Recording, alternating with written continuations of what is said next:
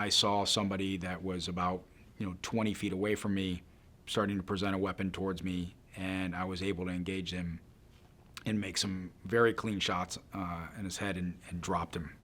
You are about to embark upon the great crusade to meet this mounting aggression. And make no mistake about it, good will prevail.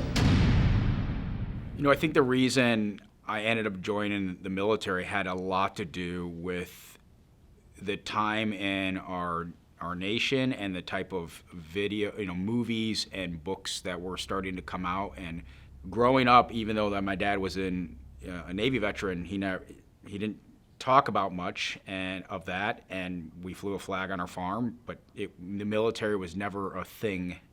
The movies like Navy SEALs had just come out, books about SEALs in Vietnam had started coming out, and it was just fascinating. It was really cool technology. I wasn't allowed to own a gun growing up. I never hunted growing up.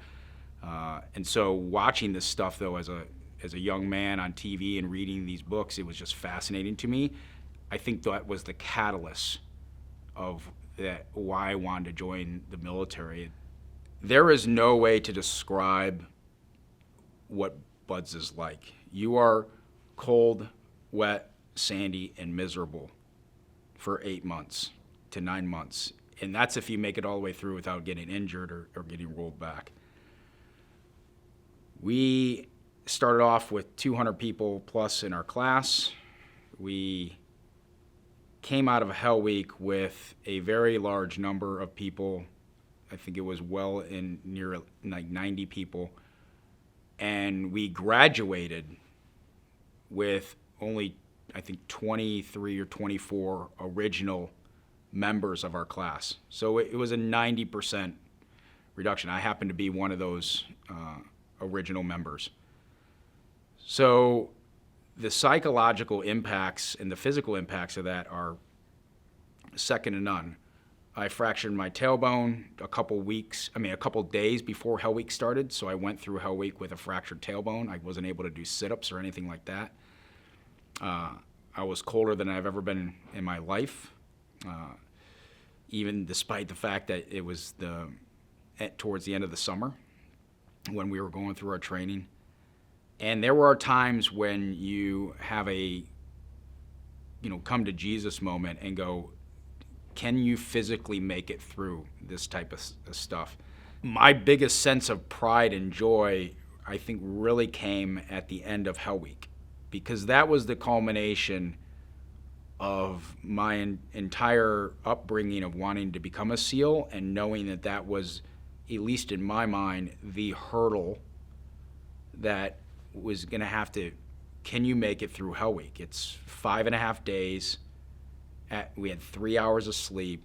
You run well over 100 miles with boats and telephone poles, and it's pure exhaustion. You don't sleep for the first 3 days. That right there it's really hard processing that. So there's a video that I still have, fortunately, back in the day when there was really no video because we didn't have cell phones, of the commanding officer coming over the berm, which is in Coronado, is where the base is, and with the American flag, and securing our Hell Week class on Friday morning. And after he got done saying your class is secured, something happened, and I'm the only person that did this, that just let out this roar. And the roar probably lasted 10 plus seconds, and the entire class is turning their heads, looking at me. And I was so proud in that moment, because I was a kid from small town America that had no insight into what the military was, and BUD/S is renowned for being the hardest training in the military. And I just accomplished something that I would say, outside of a handful of people in my life, nobody thought I could do. Nobody thought that was possible. That for me was an immense sort of pride and accomplishment. Fast forward to the end of our graduation component, it was a sigh of relief. thank God this has been a long time in the making, because you have an additional 7 months on the backside of that called SEAL qualification training. So it was nearly a year and a half of pure nonstop training. And it was a sigh of relief of going, okay, this part of my career is done. Now it's time to go to do the job for real, because we're in the middle of a war. And what does that bring? I got asked with a couple other of my teammates to move out to western Iraq near the Syria border called Rawa, and we helped stand up a base out there that was a Marine Corps base. What had happened on that deployment was the thing that was an action that changed the course of my life. Clark Schwedler, Petty Officer First Class Clark Schwedler, was doing a direct action mission outside of Fallujah when he was fatally wounded. And Clark was one of my very close friends and teammates. And that drove the catalyst for me wanting to try out for Naval Special Warfare Development Group, which is commonly referred to as SEAL Team 6. And in May of 2011, we conducted the Bin Laden raid, which I was blessed and fortunate enough to play ever so small a role in on that operation, and being part of that team. And then just a handful of months later, on August 6, 2011, we had the downing of Extortion 17. And the downing of Extortion 17 ended up becoming the greatest single loss of life in special operations history. We lost 30 Americans and a military working dog. And in an eerie nod to the call sign of that helicopter, we lost 17 SEALs. And so in an instant, a third of one of our units was lost. What ended up happening out of that was they had to reconstitute the loss of what was known as 2 Troop from Gold Squadron. And so they decided to pull individuals from other squadrons to reconstitute this lost troop. I had the honor and privilege of being one of those men, and I came over from Blue Squadron to make up the new 2 Troop. It was very significant because we talked about culture in the past, and every unit has its own little aspects of the way they conduct their business, and their culture is slightly different, even though we're all SEALs.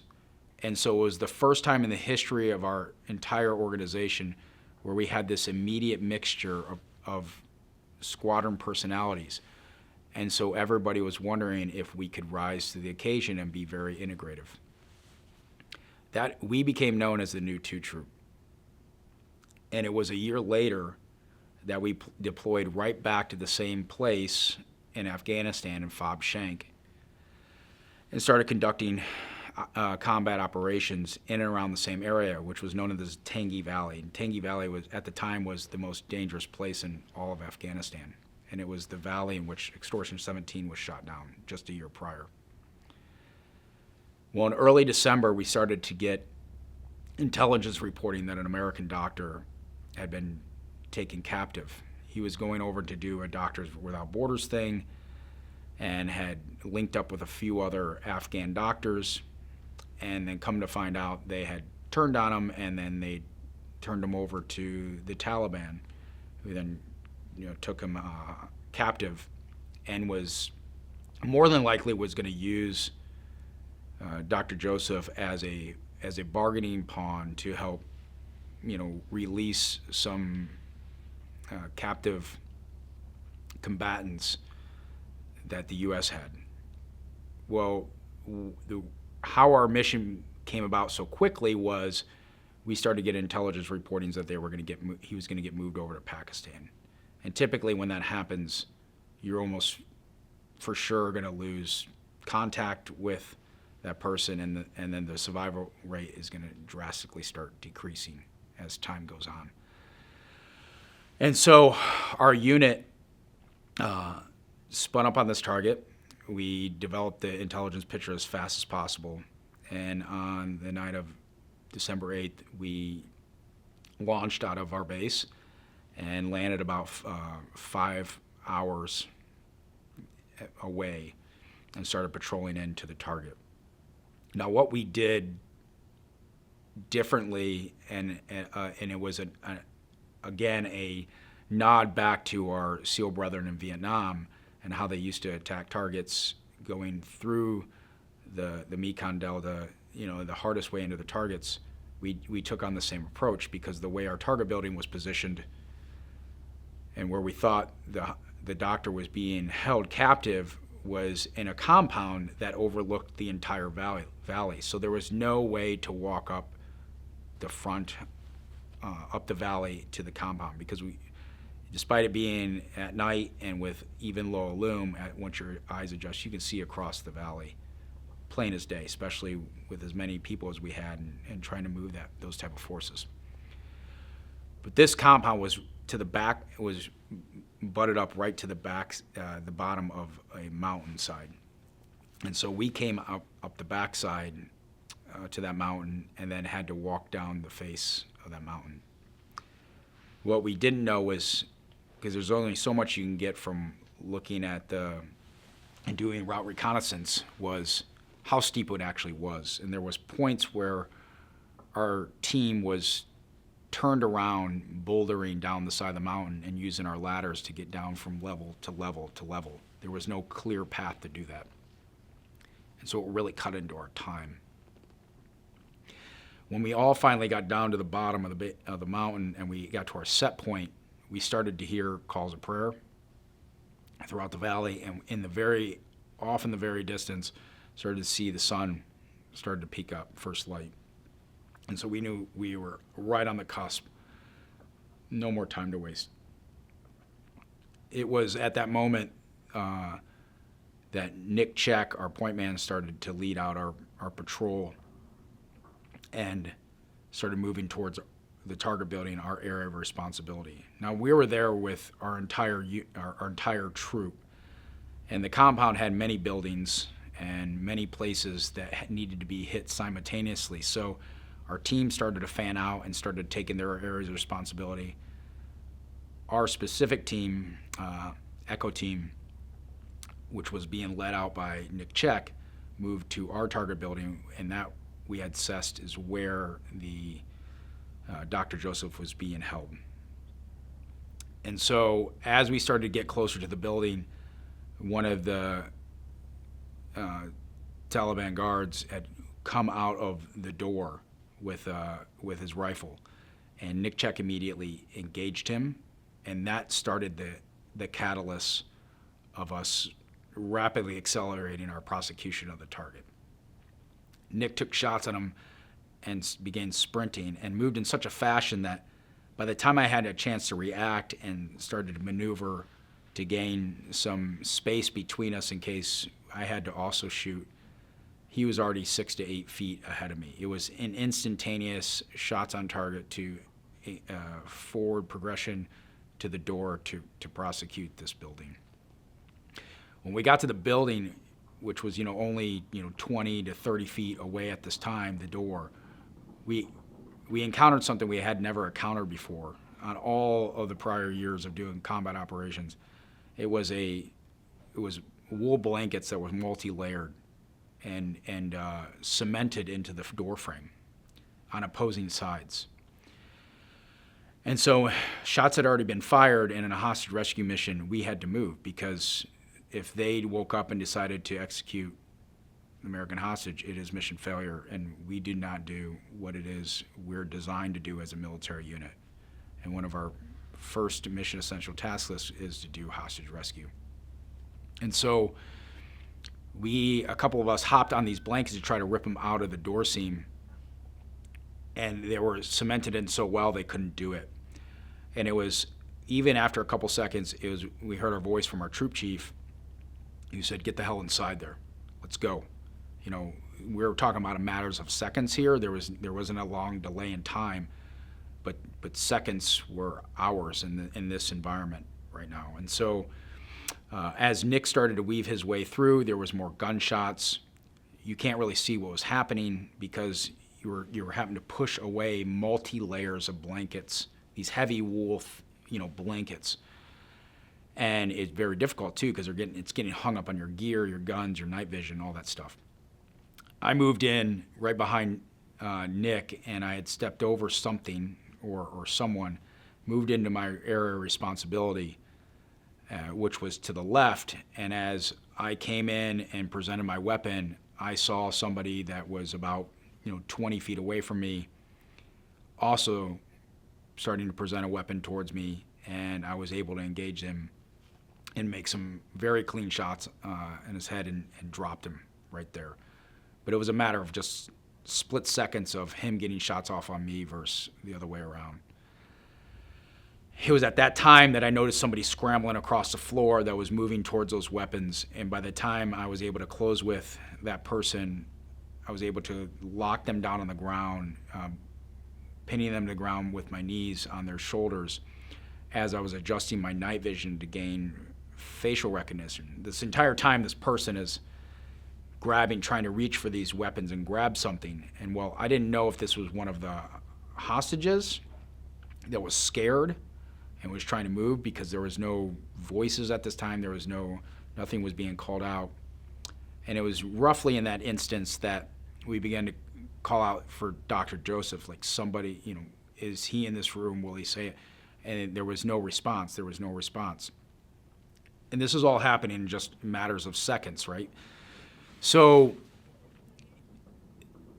after a few more of these call-outs to Dr. Joseph, I finally hear this voice, I'm over here. And it was not the person I was on top of, and it was a voice that was coming from my right-hand side. And so I made the decision to shoot the person that I was on top of, and whether it killed him or subdued him enough, I was able to then jump off of that person, and I leapt across the room and was able to jump on Dr. Joseph, because shots are now flying throughout this room. And so I jumped on Dr. Joseph to protect him with my body armor. It just happened to be, by the grace of God, that one of the other Taliban was within arm's reach of me. And I was able to hold Dr. Joseph against me with body armor, and within arm's reach, I was able to reach over and pin that person against the wall by their throat. And fortunately, what that had done was just given enough time for the rest of the team to make it inside and eliminate that threat. And so once that threat was eliminated, we went through doing the standard protocol of, asking him if he was hurt, ask him if he could, walk, ask him if they had been booby trapped. He didn't know if they put a suicide vest on him, or if there was a, grenade that was set up ready for the pin pulled. So we did with a coordination with our EOD, an explosives check on him, make sure he was okay, and then we started to move him. We moved Dr. Joseph outside. And as quickly as I just described what had happened in there, it was about how fast everything had happened. In just a matter of I would say a few short minutes, we went from entering in the building to killing five of the terrorists and rescuing Dr. Joseph. When we had moved Dr. Joseph outside, because we were coming on really quickly for first light and we needed to get extracted, I had looked over and I saw that people were working on Nick. And so I had asked for a replacement to take over from security detail on Dr. Joseph, and I started going over and working on Nick and helping our Air Force pararescuemen, and started to do a head-to-toe assessment on Nick and begin to see what we could do to potentially save his life. After the helicopters landed, we quickly got on board and they took off, and for the next 40 minutes on our way back to Bagram, We, treated Nick's wounds. We did interosseous or IO device IVs and started CPR on him, which we rotated through the entire flight. And it was at that time when we got to the cache, the military hospital on base, that the doctors, pronounced him dead on the scene. Unfortunately, Nick was succumbed to, he was shot in the head, and there was really not much we could do for him. But we knew if there was any chance, we owed him that, to get him to a higher echelon of care to decide whether or not, it was for them to decide, the doctors, if there was anything more that we could do to save Nick's life. But that was the culmination of December 8th and how I ended up becoming a Medal of Honor recipient. That operation is at the top of the echelon of most decorated special operations missions there is.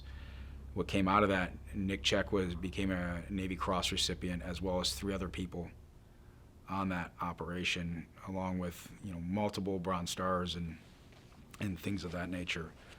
But as I talked about in the past, and how I view being a recipient at the end of the day, and I'm just a holder of this medal, and while it's for my personal actions, it is really, they would never have been able, I would have never been able to do what I've done if it wasn't for my entire team as a whole and how we operated. Nick was an absolute warrior, and he was fearless.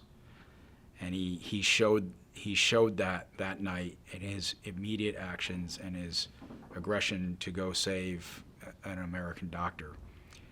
And it really is an ode back to Clark Schwedler from 2007 to the men of Extortion 17, which is how I ended up on Gold Squadron, in their passing, and just a year prior in 2011, and then with Nick Checque. So every time I pick up this medal, I think about those 3 tragic incidences and all the lives of the warriors that were lost, that went into me being there on that night, and then subsequently being awarded this medal. There is very much a responsibility when you are a holder of this medal, a recipient of this medal, that you have a duty and obligation to promote its values and to tell the citizens of this nation what this represents. This isn't winning a Grammy or a Super Bowl ring. This is about fighting for the ideals of our nation and what we stand for as Americans, as being a beacon of hope to the rest of the world. And what comes with, you don't get that for free. And you get that through blood, sweat, and tears of serving your country and going off into foreign lands and doing things that are just, frankly, they're not comprehensible to a good majority of people in our nation. And so there's a duty and responsibility to talk about why this medal is important and why those traits are important for our society as a whole. It's about sacrifice. It's about having courage to do the tough things.